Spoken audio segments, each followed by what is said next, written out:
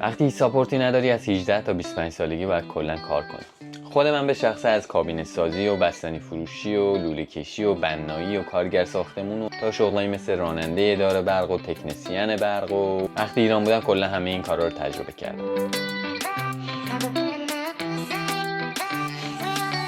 سلام بچه‌ها، چطورین؟ من سالارم. 2 سال پیش مهاجرت کردم ایرلند کشور جزیره کوچیکی تو غرب اروپا.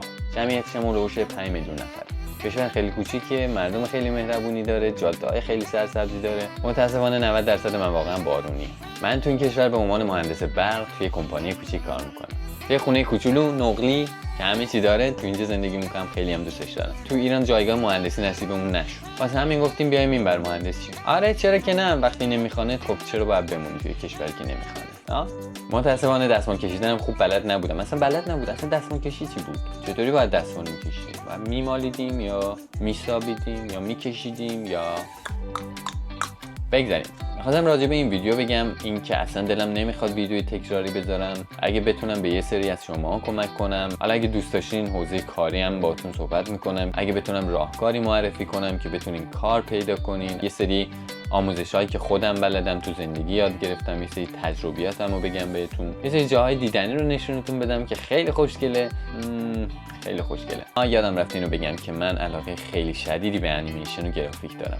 الانم کلا دارم سعیمو میکنم که رشته برقو بذارم کنار، به کل برم سمت انیمیشن، برم سمت چیزی که دلم میخواد.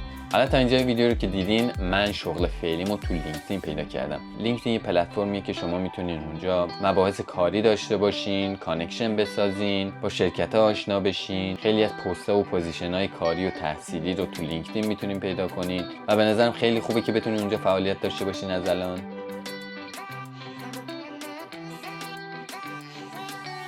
یه نصیحت کوچولوام از من داشته باشین. من 31 سالمه و بعد 30 سالگی حس میکنم کلا زمان داره پرواز میکنه، اصلا زمان وای نمیسته. حالا تو دهه 20 سالگی آدم پول رو خیلی بولد میبینه، ولی حالا نه اینکه من وضعم خوب باشه و بگم آره پول دارم از زمان حرف میزنم، مثلا اینطوری نیست. چیزی که خیلی بولدتر از پوله، حالا شخص من در حال حاضر زمانه و به نظرم اگه زیر 30 هستین اصلا زمان از دست ندین، استفادهش رو بکنین، آموزش ببینین، ولی اصلا هدرش ندین. حالا تو ویدیو بعدی دوست دارم میخورده محیط نشونتون بدم، میخورده توضیح بدم از ایرلند، از فرهنگش بگم. این ویدیو صرفا واسه معرفی خودم بود و اینکه دوست نداشتم زیاد طولانی بشه و دوست دارم تو هر ویدیو یه آموزش کوچولو هم واسهتون بذارم، از آشپزی و از کارهای تکنیکال و از ادیت ویدیو و از انیمیشن سازی و از هر چیزی که بلدم. مرسی که تا اینجا ویدیو با من بودین. اگه ویدیو رو دوست داشتین لایک کنین، کامنت بذارین. اگه سوالی داشتین حتما تو کامنت ها بپرسین، من سعی میکنم جواب بدم. قربون شما، تا ویدیو بعدی. فعلا.